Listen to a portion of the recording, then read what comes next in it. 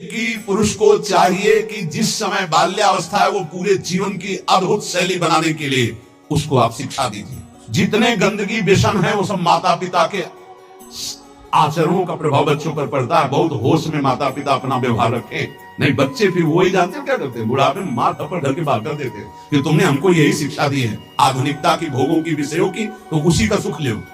इसलिए तदे तद्वो मयाख्यातम यदि जानीत नानृतम तदस्मत् प्रीतये विष्णु स्मृत्याम बंधु मुक्तिदः।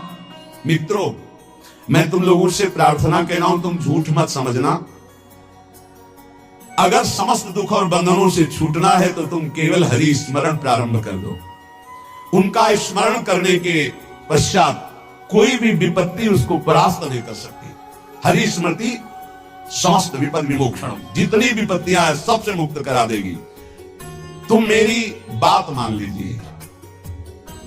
तदस्मत् प्रीतये विष्णु स्मृत्याम बंध मुक्तिदा, समस्त बंधनों से मुक्त हो जाओगे, मृत्यु का भय नष्ट हो जाएगा केवल हरि स्मरण। प्रयासः स्मरणे कोश्य स्मृतो यच्छति शोभनम पापक्षयश्च भवति स्मरताम तम अहर्निशम। स्मरण मात्र भगवान का परम मंगल परम कल्याण करता है। क्या जाता है? हरिशरणम राम कृष्ण हरि राधा राधा हरे नमः। जो पसंद आवे हमारे भगवान की तो अनंत नाम है, राधा वल्लभ श्री हरिवंश। जो पसंद आवे खूब नाम कीर्तन, खूब नाम स्मरण। जो नाम स्मरण करता है समस्त मंगल समस्त कल्याण हो जाता है। अब आप बहुत ध्यान यहाँ दीजिए, नाम स्मरण प्रारंभ करेंगे तो दो प्रक्रियाएं होंगी। यदि आपके पाप अधिक है तो तत्काल पाप नष्ट होना प्रारंभ हो जाएंगे। अब उसके लिए घटनाएं घटना प्रारंभ हो जाएंगी, विपत्ति दुख परेशानियां। आप ऊब मत जाना। अगर आपके पुण्य अधिक हैं तो पुण्य शुरू हो जाएंगे। ये लाभ ये लाभ ये लाभ, तो आप वो नाम जप का लाभ मत मान लेना। वो नाम जब से दुख आ रहा है ऐसा मत मान लेना। वो शुभ अशुभ दोनों को नष्ट करके आपको अखंड आनंद प्रसन्नता की तरफ ले जा रहा है। इसलिए धैर्य चाहिए नाम जापक में। सुख दुख नाम का फल नहीं है, सुख दुख पाप और पुण्य का फल है। आनंद और प्रसन्नता ये नाम का फल है। प्रसन्नता ये ब्रह्म स्वरूप है। प्रसन्नता, हर समय प्रसन्न रहना, ब्रह्मभूता प्रसन्न आत्मा। जो रात दिन प्रभु का स्मरण करते हैं उनके सब पाप नष्ट हो जाते हैं। प्रभु में अहर्निश बुद्धि लगने के कारण प्रभु परम सुख समुद्र है, इसलिए वो सुख समुद्र हो जाता है। हर समय सुख में डूबा रहता है। तापत्रयणे भीतम यदि तदखिलम जगत तदा सोचेषु भूतेषु द्वेषम प्राज्ञः करोति कहा। ये संसार तीन तापों से जल रहा है। तुम शोचनीय पुरुषों जैसे जलने के लिए तैयार मत हो। अगर तुम बचना चाहते हो तो बच सकते हो नाम जप के, नहीं तो कैसे कैसे मृत्यु अपहरण कर रही है। बैठे हैं आराम से कुर्सी में, पीछे से पूरी दीवार निर्भर गई। एक एक क्षण में मृत्यु तो काल कवल कर रही है और हम सोच रहे हैं सब कुछ काम हो जाए फिर एक बैठकर भजन करेंगे या तीर्थयाटन करेंगे। मृत्यु तुम्हें तीर्थयाटन और भजन के लिए समय नहीं देगी। आज अभी से भजन शुरू करो। बद्ध वैराणि भूतानि द्वेषं कुर्वन्ति चेततः सुशोच्यान्यति मोहेन व्याप्ता नीति मनीषिणाम। यहां भजन तो करते नहीं, एक दूसरे से वैर कर रहे हैं, एक दूसरे से छल कपट कर रहे हैं, पापाचरण कर रहे हैं। विचारवान कभी किसी से वैर नहीं करता, ये पापाचरण नहीं करता। तुम महामोह से व्याप्त होकर किसी से यहां लेन देन मत कर लेना पाप का। कोई ऐसा पाप कर लिया, कोई वैर कर लिया, आना पड़ेगा। त्रिभुवन में किसी से वैर नहीं होना चाहिए, तब तुम जीवन मुक्त होगे। इसलिए अजात शत्रु होता है भगवान का भक्त। और किसी से कुछ लेना न देना, मगन रहना। कर्जा ना रहने तो आके देना पड़ेगा, आना पड़ेगा। कुछ ना कुछ ऐसा बन करके उसका हिसाब करके तुम्हें यहां से जाना पड़ेगा। बोले जैसे हमारा जवान लड़का था, बहुत मेहनत करके, बहुत वो अपने में कम खर्चा करता था, सब हम ही को देता था क्योंकि कर्जा निपटाने आया था। और कर्जा निपटा चला गया, वो तुम्हारा लड़का थोड़ी था, वो अपना कर्जा देने आया था। वो कर्जा लेने आया था, बोले बचपन से बीमार, कुछ दिनों के बाद वो पधार गया, तो अपने लेने आया था हिसाब किताब। बहुत होश में जीवन मुक्त होने के लिए किसी से लेना नहीं, किसी का देना नहीं, किसी से वैर नहीं, किसी से मित्रता नहीं, सबसे भगवत भाव। मैं तुम सबसे आग्रह करता हूं, तुम इस असार संसार के विषयों में कभी संतुष्ट नहीं हो सकते। मेरी बात समझ लो। चाहे जितना भोग भोग लो, कभी ऐसा नहीं हो सकता हाँ अब आज के बाद मुझे नहीं चाहिए। ये ऐसे भूत के लड्डू हैं, खाओ तो परेशान, ना खाओ तो परेशान। जो नहीं भोग रहे हैं वो ललचा रहे हैं, और जो भोग रहे हैं वो पछता रहे हैं। बड़ा विचित्र माया का खेल है। और जो संसार में है वो पछता रहे हैं कि हम सोचा था इसमें सुख है, वो है नहीं। हमें लगता है कि सुख औरों में है, पूरा जीवन उनको पछताते चला जा रहा है, ये भोगा ये भोगा ये भोगा। और अगर सही भजन नहीं हुआ तो पूरा जीवन इस भेष में पछताते चला जाता है, इधर उधर ताक झांक पूरा जीवन व्यर्थ चला जाता है। ये हम भ्रमण करते हुए जीवन में देखा कि अगर साधना नहीं है तो अवस्थागत इंद्रियां शांत नहीं होती। उपासक को चाहिए कि ये सोच ले कि विश्व के चाहे जितने भोग भोग लो, कभी संतुष्ट नहीं होने वाले। अच्युत भगवान की आराधना कर लो तो तृप्त हो जाओगे। फिर ऐसा हृदय की स्थिति हो जाएगी जैसे गोस्वामी तुलसीदास जी के, पायो परम विश्राम राम समान प्रभु नाही तो। हृदय शांत हो जाएगा, अब कछुनाथ न चाहिए मोरे, हृदय से आने लगेगा। सर्वशक्तिमान भगवान श्री हरि समस्त प्राणियों में विराजमान है। ऐसे भावना करके जिससे मिलो पहले भगवत भाव करो। काम क्रोध लोभ मोह मद मत्सर इन 6 शत्रुओं पर विजय प्राप्त कर लेता है, वही भगवान का दर्शन प्राप्त करता है। तब बड़ा आश्चर्य होता है जब एकांतिक में भगवत प्राप्त आते हैं और फिर कहते हैं मुझे भगवत साक्षात्कार हो गया, और फिर कहते हैं मन में बड़ी परेशानी है। घर के लोग हमको बहुत विरोध करते हैं कि कौन सी भगवत प्राप्ति की है जो शास्त्र में कहीं नहीं है। आजकल ऐसे भगवत प्राप्त हो रहे हैं ज्यादा, शास्त्र में कहीं नहीं है। बच्चों कहीं नहीं शास्त्र में, ऐसी कोई शास्त्र में प्रपंच नहीं है, कोई प्रपंच नहीं।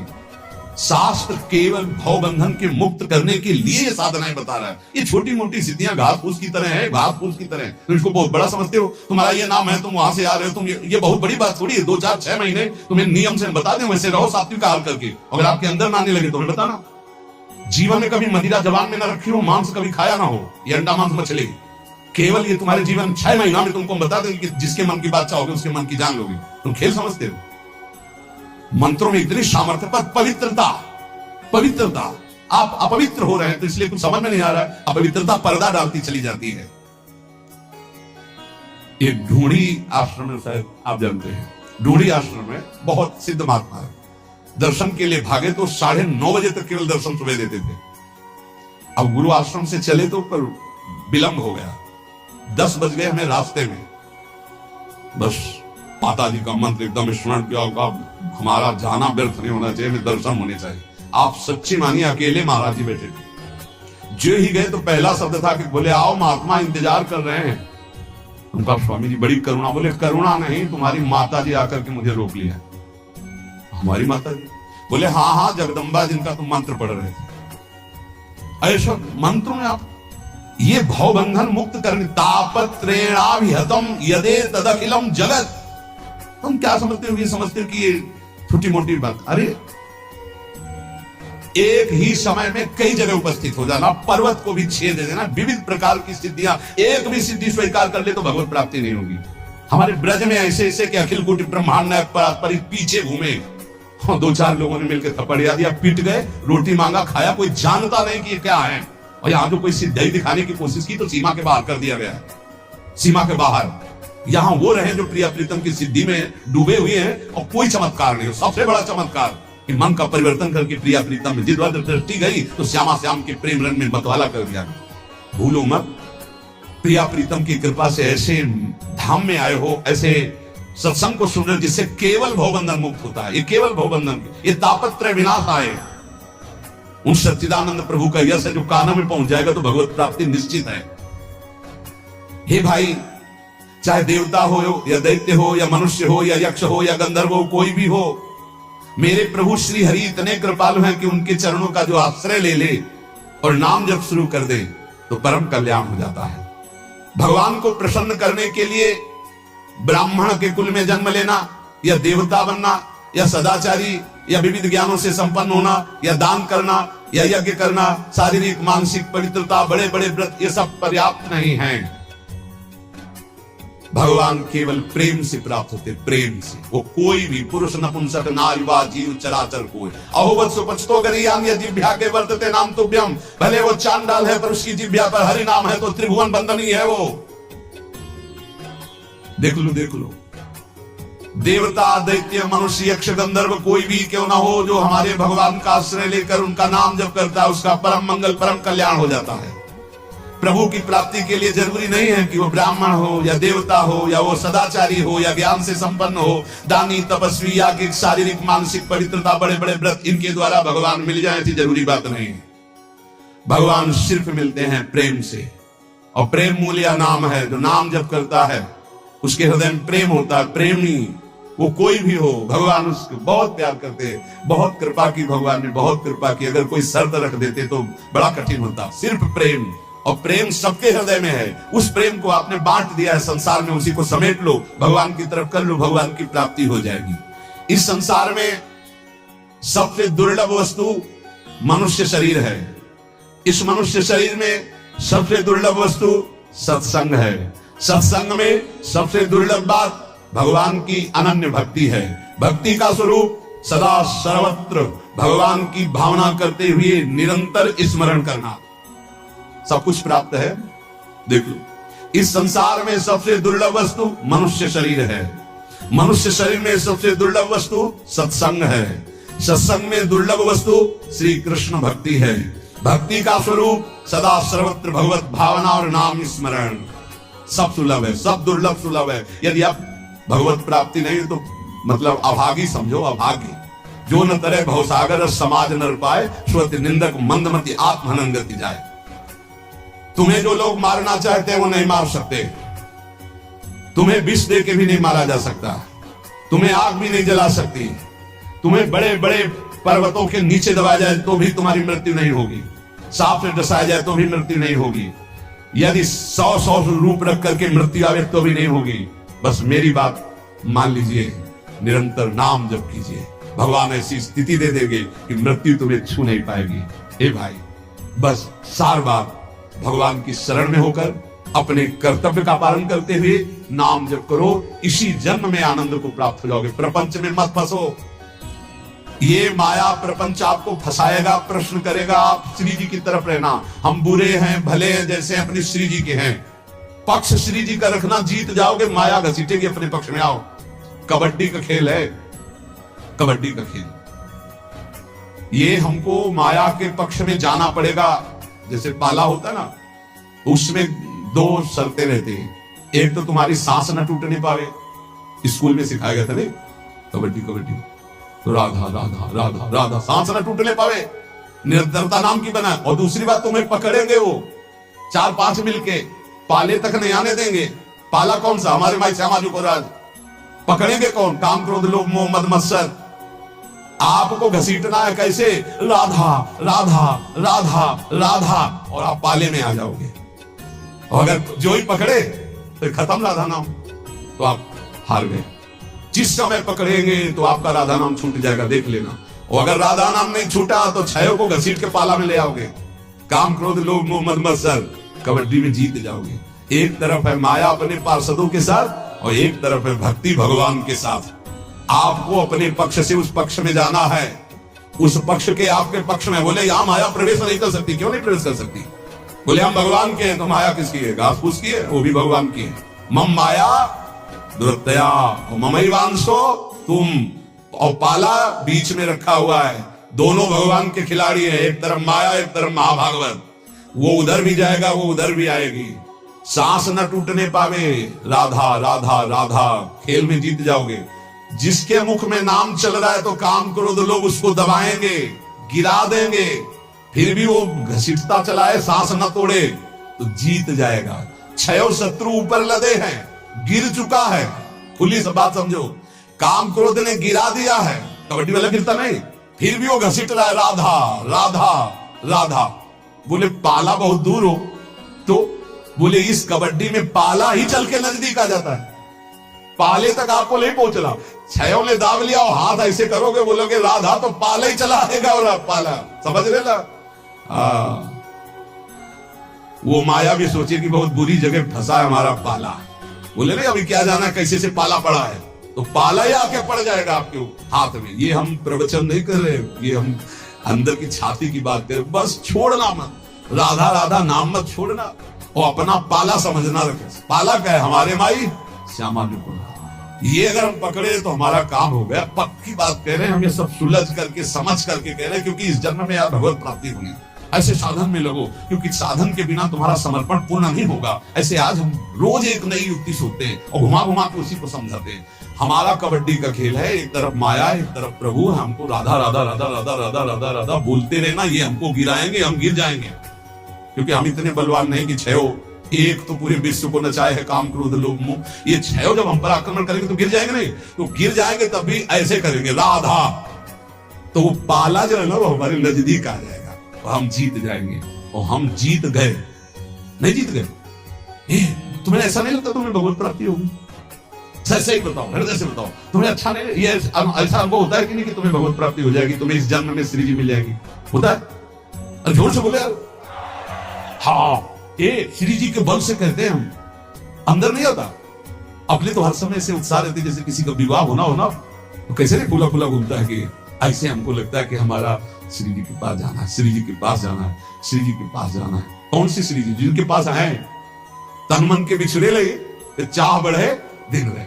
और आपको सच्ची कहते हैं, जिनके मन में आने लगा मेरे को श्री जी के पास जाना है, पास पक्का बनाया है, तभी मन में आएगा, नहीं तो प्रश्न आ जाएगा हम जैसे कॉपी कहां जाएंगे श्री जी के पास। नहीं, उस पाप को मत पकड़ना, वो तो जल चुके, जो गलती हो गई थी वो जल चुके। क्योंकि इतना सत्संग सुन रहे हो तुम, श्री जी का नाम सुन रहे हो। अरे सत्संग, एक बार जो सत्संग सुन लिया बहुत बड़ी बात हो गई। ये सत्संग है, ये भगवत आराधन है। खूब हिम्मत करो, अपने पाले में पहुंचना। इस बार चुकला नहीं, अगली बार कबड्डी में पक्का हारोगे। अगला जो आने वाला है, अब आगे समय नहीं रह गया, हम रोज इसी बात का ध्यान दिला रहे। बस भगवत प्राप्ति करनी है, भगवत आश्रित होकर निरंतर नाम जप करते हुए, अपनी तरफ ना देखते हुए अपने इष्ट की तरफ देखो। हमारे गुण अवगुण मत देखिए, माया के प्रभाव से प्रभावित होकर हम माया जनित गुण अवगुणों में सदैव रहे हैं, वही आकर्षित करके हमको अपने अधीन किए हुए हैं। स्वामिनी, आप तो लालजू को अधीन किए हुए हैं। क्या करुणामयी, हमारे मन को, हमारी बुद्धि को जो माया अधीन किए हुए है, क्या उससे आप छुड़ाकर अपने चरणों में नहीं लगा सकती? कृपा करो हे लाडली जू, आप अपार सामर्थ्यमयी हैं। लहो विपिन वर बास, रास रस और नहीं जिय मेरे। मनन मानसिक दर से पर से, तन मन संतन नेरे। हे स्वामी जी, ऐसी कृपा करो कि मुझे अधम को अखंड वृंदावन वास मिल जाए। ये रास भूमि है, बिना आपकी कृपा के यहाँ वास असंभव है। इसलिए स्वामी, मुझे वृंदावन का वास दो और सर्वश्रेष्ठ नित्य विहार रस का भजन। ये भजन बिना भगवत प्रेमी संतों के संग के नहीं होता। इसलिए तन मन संतन नेरे, मेरा तन भी संतों के समीप रहे और मेरा मन भी संतों की आज्ञा में रहे, तो मेरे मन में मानसिक सेवा आपकी प्रारंभ हो जाए। ऐसी कृपा कर दो। जुवती कदम्ब मुकुट मणि श्यामा, सुख धामा श्री राधे। जस रूप लाल हित शरण गहे की, लाज राख हरि बाधे। शरण गहे की लाज राखी हरि बाधे। हे प्रियाजू, समस्त ब्रज युवतियों के समूह की आप मुकुटमणि हैं, परम सुख धामा हैं। हे किशोरी जू, मैं आपकी शरण में हूं। आप अपने शरणागत की लाज का निर्वाह कीजिए। मेरे गुण अवगुणों की तरफ ना देखकर आप अपनी कृपा सामर्थ्य की तरफ देखिए, जो सामर्थ्य लालजू को अधीन किए हुए है। मेरे दूषित मन को अधीन कर लेना कौन सी बड़ी बात है। हे स्वामी जू, आप कृपा करो। उपासक जब तन मन से संतों का संग करता है, उसे सिद्धांतों की प्राप्ति होती है। अगर सिद्धांत से नहीं चलता है तो सत्संगी नहीं है। सत्संगी और संसारिक में इतना ही अंतर है कि सांसारिक पुरुष की मन बुद्धि में जैसा आया वैसा कर बैठता है, और सत्संगी उसकी मन बुद्धि में जब कोई बात आती है तो उसको प्रमाण खोजता है, ये गुरु आज्ञा के अंतर्गत है कि नहीं है, ये शास्त्र आज्ञा के अंतर्गत है कि नहीं है। अगर नहीं तो वो नहीं करेगा, है तो भी करेगा, तो फिर उसका अध्यात्म में प्रवेश हो जाएगा। इसलिए कह रहे हैं यहां सिद्धांत कि प्रथम होई हरि कृपा तब ही श्रद्धा उपजावे, साधु संग में प्रीति बढ़े, पुनि सद्गुण गावे। सबसे पहले हरि की कृपा हुई कि मनुष्य देह मिला, दूसरी कृपा हुई कि हमारी श्रद्धा भगवान और भगवान के भक्तों में हुई। ये भगवान की तरफ से मिली श्रद्धा है। इस श्रद्धा से जब हम संतों का संग किया, भगवत प्रेमी महाजनों का, तो उनके चरणों में हमारी श्रद्धा प्रीति बढ़ी, भगवान से भी अधिक। सातों सब मोहिमय जग देखा, मोते अधिक संत कर लेखा। बड़े श्रद्धावान भाग्यवान वो महत जन हैं जिनके हृदय में संतों के प्रति भगवंत से भी बढ़कर आदर है। बोले जब ऐसा संतों के प्रति आदर होता है तो उसमें भागवतिक सद्गुण प्रकाशित हो जाते हैं। भागवतिक सद्गुण से ही माया पर विजय प्राप्त की जाती है, माया जनित गुणों से माया पर विजय प्राप्त नहीं की जा सकती। भागवतिक सद्गुण भगवत प्रेमी महात्माओं के संग से आते हैं। जब किसी भगवत प्रेमी महात्मा को अपना प्रभु मान लिया जाता है, उनकी आज्ञा पालन की जाती है, तो भजन क्रिया जाने तब शब्द अर्थ पहचाने, होई अनर्थ निवृत्ति ज्ञान विज्ञान बखाने। जब संतों का संग किया जाता है तो भजन में प्रीति होती है, पक्का। भजन न होई संग बिनु, भजन बिना नहीं प्रेम, छिनहु भजन न छाड़िए, धरिए ध्रुवया नेम। भजनानंदी भगवत प्रेमी महात्माओं के संग का जब रंग चढ़ेगा तो भजन में प्रीति होने लगती है। भजन क्रिया जाने, कैसे भजन होता है? निरंतर भजन करने के लिए एक प्रक्रिया बताई थी आप लोगों को, अगर याद हो, कि अपनी जबान का अग्रभाग ऊपर के दांतों के जोड़ पे ऐसे लगा के बंद कर, अब मंत्र चलाओ, नाम चलाओ, तुम्हारी मौन स्थिति रहने लगेगी और निरंतर मंत्राकार वृत्ति। पर यह अभ्यास से होगा, एक दिन में नहीं हो जाएगा। देखो ऊपर के जो दांत हैं उनके जोड़ में ऊपर मसूड़ों के पास अपनी जिह्वा का अग्रभाग मोड़ कर लगाइए और ओठ बंद कर लीजिए। फिर नाम चलाइए। हवा जो श्वास बार बार आ जा रही, उसकी ठसक में नाम मंत्र को उच्चारण कीजिए, जिससे भौरा गुनगुनाता है अंदर से। चल रहा है, इसको थोड़ा और जब ऊपर तालुक कर देते थे, इसे खेचरी मुद्रा कहते हैं। इससे जो रस निकलता है वो बहुत पवित्र होता है, अंतःकरण को बहुत शीघ्र निष्पाप कर देता है। अरे विषय पुरुष नहीं कर सकता, उग जाएगा थोड़ी देर में। अगर ये प्रक्रिया बनी रही तो आपको बोलने की हिम्मत नहीं रहेगी। कोई बात करेगा तो जहर जैसा लगेगा कि ये मंत्र छूट जाएगा अगर इससे बात करेंगे। प्रारंभिक दशा में बहुत निरंतर भजन करने के लिए ये प्रक्रिया हमारे काम आई। पूर्व में ये बहुत काम है। तभी हमसे पूछा जाता था, तुम्हारे वाणी है, तुम बोल लेते हो? ऐसी स्थिति में रहते थे। यहाँ वृंदावन में जिस आश्रम में रहते थे, 8 महीना हो गए होंगे किसी से राधे श्याम नहीं बोले थे। तो उन्होंने एक दिन कहा, महात्मा तुम बोल लेते हो, तुम्हारी जबान है? तो हम कहा जी। यहाँ किसी से आप राधे राधे नहीं करते, जरूरत नहीं। जब राधे से राधे राधे हो रही तो राधे राधे क्या करना है?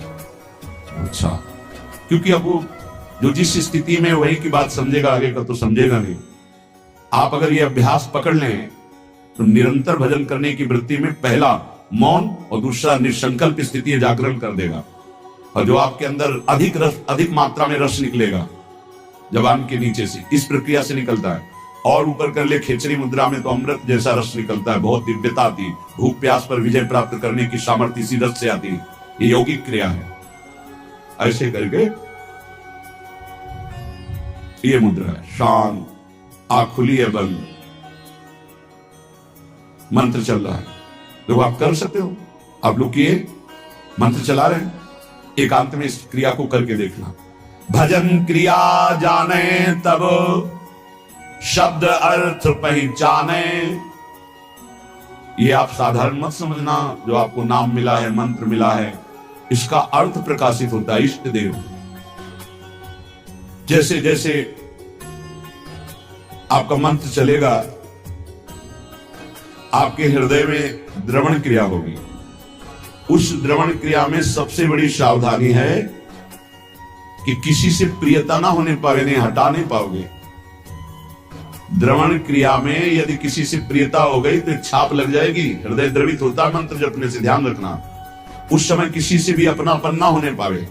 किसी से अपनापन हुआ तो इतने जोर का होगा कि उसे मिटाने के लिए फिर और डट के भजन करना पड़ेगा। हृदय में जब द्रवण क्रिया हो, ऐसा बावरापन चढ़े, तो उसे बिल्कुल बाहरी उदासी रखना चाहिए। किसी से प्रियता नहीं तो सीधे इष्टाकार वृत्ति होती है, सारे अनर्थों का नाश हो जाता है। जो पाप कराने वाली प्रवृत्ति है, वासना, और जो पाप, दोनों का। बोले होई अनर्थ निवृत्ति। जब साधु संग हुआ तो साधु संग से, गुरुजनों के प्रताप से भजन करने की पद्धति पता चली, कैसे भजन निरंतर किया जाता है। उससे हमारे हृदय में भजन का अर्थ प्रकट हुआ। उस अर्थ से सारे अनर्थ की निवृत्ति हो गई।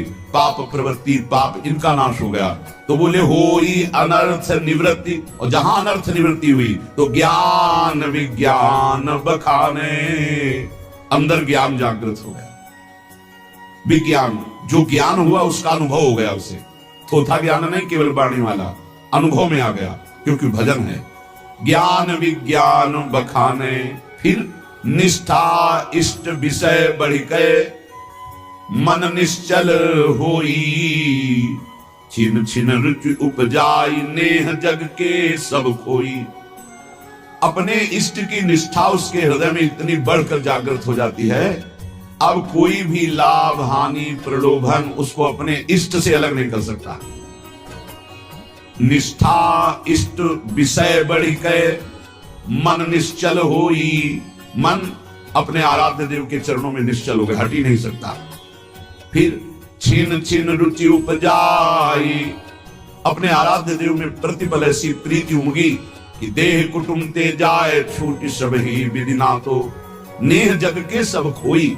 शरीर संबंध, शरीर के भोग संबंध, शरीर के और रिश्ते नाते संबंध, ये सब झूठे हैं, ये अनुभव होने लगा। तो होई तबे आसक्ति, प्राणपति नयनन झलके, गद गद पुलकित अंग प्रेम रस भीनी पलके।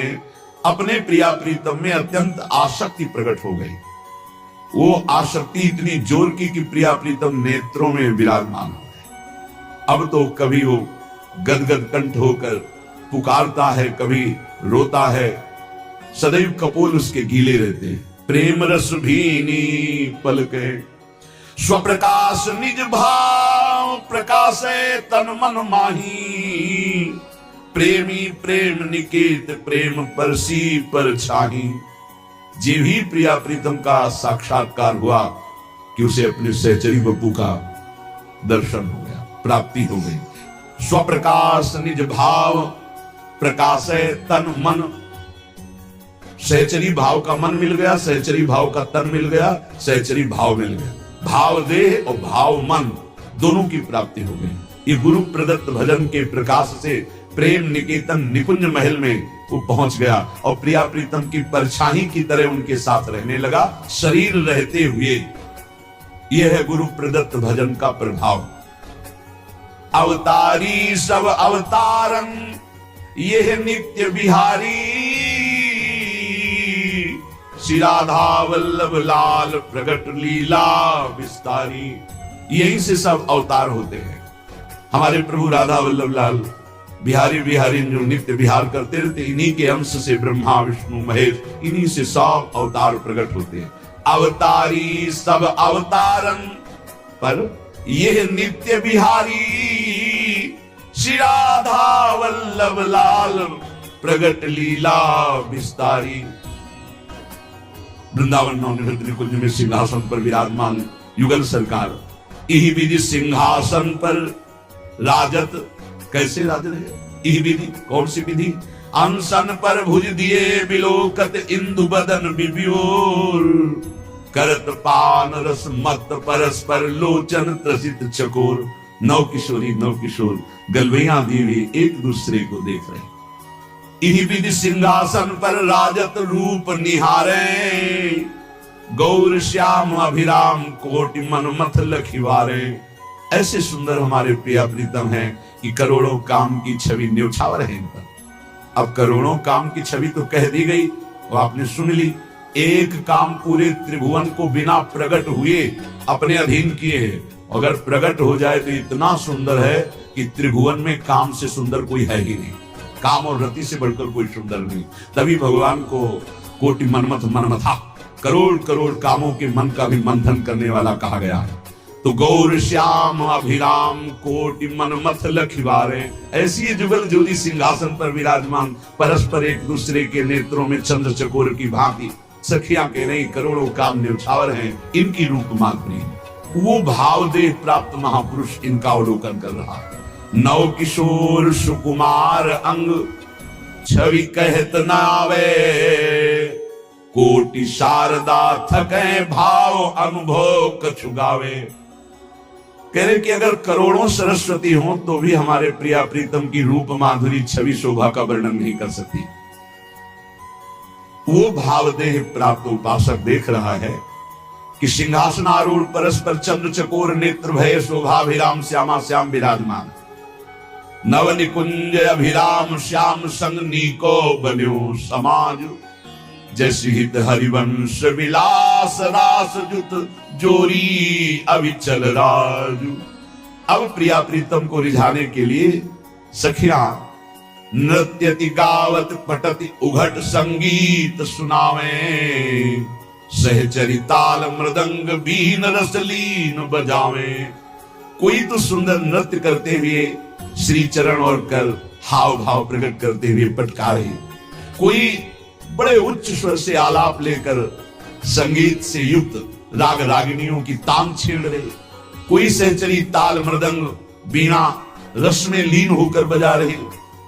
प्रिया प्रीतम विराजमान है तो कोई सखी चंवर मोर छल पान दान रूमाल लिए कर, लाल रूप हित प्रीति पीक दानी पाही ढर। सखियां कुछ नृत्य कर रही, कोई संगीत बजा रही, तो कोई सखी चमन कर रही, तो कोई मोरछल, कोई व्यजन पंखा कर रही, कोई रुमाल लिए खड़ी है कि जरा भी पसीने की बूंद आए तो उसे पोंछ दे। रूपलाल जी महाराज कह रहे हैं कि मुझे सेवा मिली है पीकदानी की, मैं पीकदानी लिए सामने अपने सहचरी स्वरूप में विराजमान हूं।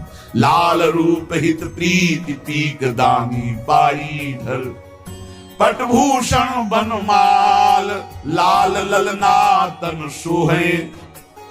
बहुत ही सौभाग्यशाली सहचरियां कोई वस्त्र बनी हुई है, कोई आभूषण बनी हुई, वहां कोई और वस्त्र आभूषण नहीं, सखियां बनी हुई। ये सौभाग्य है प्रिया प्रीतम के श्री अंग का स्पर्श पट आभूषण के रूप में सहचरियां प्राप्त करती। वहां कोई लौकिक स्वर्ण चांदी आदि आभूषण नहीं, कोई और रत्न नहीं है। ये सब नित्य भजनानंदी महापुरुषी प्रिया प्रीतम की पोशाक बनते हैं, प्रिया प्रीतम के आभूषण बनते हैं। पट भूषण और बनमाल लाल ललना तन सोहे, शीस चंद्रिका मुकुट लटक त्रिभुवन मन मोहे। प्यारे जो एक दूसरे के प्रेम में ऐसे रंगे हुए हैं कि प्यारी जू के श्रीअंग की पोशाक प्यारे जू के रंग की, और प्यारे जू के श्रीअंग की पोशाक प्यारी जू के श्रीअंग के रंग की। प्यारे जो मोर मुकुट धारण किए हुए झुका हुआ है प्रियाजू की तरफ, और प्रियाजू की चंद्रिका मोर मुकुट का स्पर्श कर रही है। त्रिभुवन मनमोहन ऐसे युगल सरकार को सखियां रिझा रही। वो भावयुक्त उपासक देख रहा है। अद्भुत अमित अपार सकल सिंगार विराजे, भूषण भूषित अंग अंग लखि मनमथ लाजे। ऐसे हमारे जुगल किशोर हैं, उनकी श्रीअंग की शोभा देखकर करोड़ों काम लज्जा युक्त हो जाते हैं। हाव भाव लावण्य सिंधु रस कहत नावे, शेष सुरेश महेश निरंतर गुण गण गावे। भगवान शंकर, देवराज इंद्र, ब्रह्मा जी और अनंत महिमाशाली भगवान शेष, ये सब बड़े बड़े हमारे प्रभु की प्रभुता का गान करते रहते हैं पर पार नहीं पाते। वही हमारे प्रियालाल का जो हाव भाव, लावण्य, प्रेम रस, ये वाणी की सामर्थ्य नहीं कि इसका गान किया जा सके। ऐसे प्रभु की 7 भोग तह 5 आरती करत अलीगन। 7 बार भोग लगता है हमारे प्रियालाल का और 5 बार आरती होती है। प्रेम पुंज अनुराग भाग झलके तिनके तन। कौन कौन से 7 भोग होते हैं प्रियालाल का? मंगला भोग, फिर श्रृंगार भोग, फिर राज भोग, फिर उत्थापन भोग, फिर संध्या भोग, और फिर शयन भोग, और फिर एक निशीथ भोग जो रात्रि के 12 बजे का। 7 भोग लगते हैं। मंगला आरती, श्रृंगार आरती, राजभोग आरती और संध्या आरती और शयन आरती, ये 5 आरती होती है। और 2 धूप आरती होती है। 2 धूप आरती होती है, श्रृंगार के समय पहले और उत्थापन के समय धूप के द्वारा ही आरती की जाती है। तो आरती 5, भोग 7। 7 भोग तह 5 आरती करत अलीगन। प्रेम पुंज अनुराग भाग झलके तिनके तन। मानो प्रेम के समूह हैं, ऐसी सहचरियां प्रेम वपु धारण किए हुए प्रियालाल को 7 बार भोग लगाती, 5 बार आरती करती हैं। और उनके तन की शोभा प्रेम प्रदान करने वाली, सहचरियों के तन की शोभा प्रेम प्रदान करने वाली। लीला विविध विहार नित्य नैमित्तिक झलके। अंतरंग बहिरंग द्रगन जो खोल ही पलके। प्रियालाल की नित्य नैमित्तिक लीलाएं, परिचर्या और रस में वन विहार, रस में सैया विहार, जल विहार, बहुत प्रकार की लीलाएं सखियां अपलक नेत्रों से इस रस का पान करती हैं। परम धाम यह नित्य वस्तु यहां दुर्लभ जानो। बड़भागी सुकृति जन संत वेग पहचानो। ये परम धाम वृंदावन है, ये नित्य प्रेम प्रिया प्रीतम का अत्यंत दुर्लभ वस्तु है। बड़भागी सुकृति जन वही है जिसको संत संग मिल गया। अब दुर्लभ नहीं रहेगा प्रेम, पर महत्संगस्तु दुर्लभ हो अगम्यो अमोघस्य। 3 बातें देवर्षि नारद जी ने। महापुरुषों का संग बड़ा दुर्लभ है, अगर मिल जाए तो निर्वाह करना कठिन है, क्योंकि अहम और मनमानी आचरण ये हमको उनकी आज्ञा में टिकने नहीं देते। अगर निर्वाह कर ले जाए उनकी आज्ञा का, अमोघस्य दुर्लभ प्रेम वस्तु प्राप्त हो जाए। परम धाम यह नित्य वस्तु अति दुर्लभ जानो। बड़भागी सुकृति जन, वही बड़भागी, वही तपस्वी, वही पुण्यात्मा संत वेगी पहचानो, जिसको संतों ने पहचान में ले लिया, ये मेरा जन है। आओ आओ, बहुत दिनों के बाद दर्शन हुआ, अपना जन कहकर जिसे संतों ने पहचान बना ली, तो प्रिया प्रीतम से पहचान हो गई। क्षर साधक की देह लखे अक्षर ओंकारा। ताऊ पर ये धाम अक्षरातीत बिहारा। ऐसा कोई न समझे कि वृंदावन के रसिकजन सिद्धांत को, ब्रह्म ज्ञान को नहीं जानते। पक्का समझिए, इसके रास्ते में ब्रह्मबोध हो जाता है। बोले क्षर जितना है, देह से लेकर जहां तक दृष्टि जा रही है, सब क्षर माने विनाशी।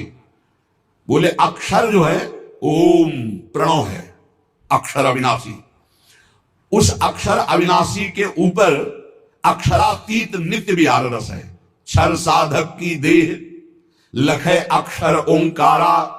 ता ऊपर यह धाम अक्षरातीत विहारा। ये अक्षर ओम से भी ऊंचे है, अक्षरातीत नित्य विहार प्रिया प्रीतम का। ये जो मोक्ष पदवी आत्मस्वरूप के तेज में लीन हो जाते हैं जन, वो और कोई नहीं, हमारे प्रियाजू के श्री चरणों की नख कांति है। उस तेज को वेद कर चरणों तक पहुंचाना केवल सहचरियों के द्वारा प्राप्त मंत्र से होता है, और नहीं, वही तेज में मुक्त हो जाते हैं।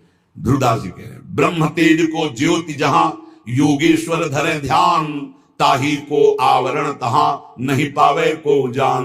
आ उ मा ओम, ये प्रियाजू के नूपुरों की झंकार से निकलता है। इसी से ब्रह्मा विष्णु महेश, ये प्रणव इन तीनों का जनक है। इसी से सब पूरी सृष्टि प्रकट हुई है।